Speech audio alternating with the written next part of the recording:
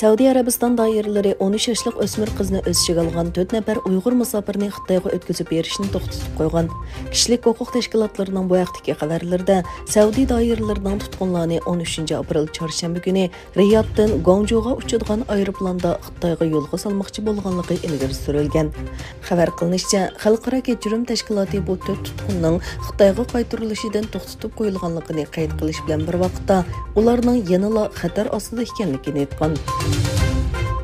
Tajovuzchi Xitoy hukumati Xitoy savdogarlarining Sharqiy Turkistonda ta'sis qilingan g'oyat zo'r to'qimachilik sanoati rayoni va Uyg'urlarning qul sifatida ishlatilgan joylariga solgan mablag'ini ko'paytirish uchun har xil bahonalar bilan tadbir qo'llanmoqda. Ma'lumki, bu Uyg'ur diyoridagi qulluq amgaki munosabatlik nurg'un o'xshamagan sanoat rayonlari davlat ichidagi mablag' selishning muhim nuqtasiga aylangan. Ukrainadagi urush Xitoyning Yevropaga tutishadigan temir yo'l liniyasini xatarga duchor qildi. Chunki uning ko'p qism liniyasi Rossiyadan o'tadi. U yana necha 10 davlatda ul asliha qurishni maqsad qilgan Xitoyning bir balvoq bir yo'l tashabbusining taqdiriga munosabatlik ig'ir savollarni o'tirib qo'ydi. Hatto urush pat orada oxirlashgan ahvoldami, mutaxassislar Beijing yoki Kiyevning Ukrainadagi bir balvoq bir yo'l tashabbusini davomlashtirishga qiziqmaydiganligini bildirmoqda. Türkiye İçki İşler Ministri Süleyman Soylu, Qırğıziston İçki İşler Ministri Ulan Niyazbekov bilan ko'rishdi.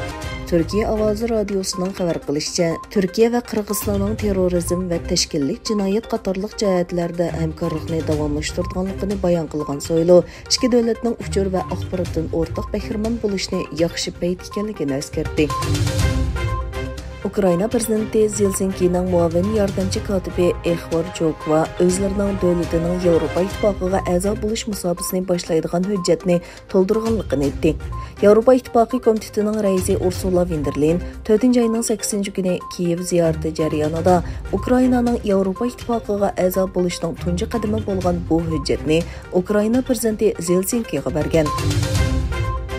Yaponiya Tashqi ishlar ministrligi Shveysariya Federatsiyasining raisi va tashqi ishlar ministri Ignazio Cassis va Yaponiya bosh ministri Kishida Fumioning Tokioda ko'rishganligini e'lon qildi. Ministrlik Cassis bilan Kishidaning Rossiyaning Ukraina fuqarolariga qilgan hujumga mas'ul bo'lishi kerakligi haqida o'rtaq fikrda ekanligini bildirdi.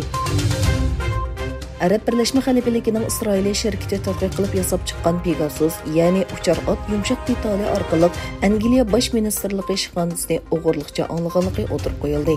Muhofizachi GSning xabar qilishicha, Pegasusni ishlab chiqargan Isroiliya NSO shirkati bu ayblashni rad qilib, ularning fuqarolar tajribaxonasi va xalqaro kechirim tashkiloti tomonidan nishon qilinganligini o'tirib qo'yildi.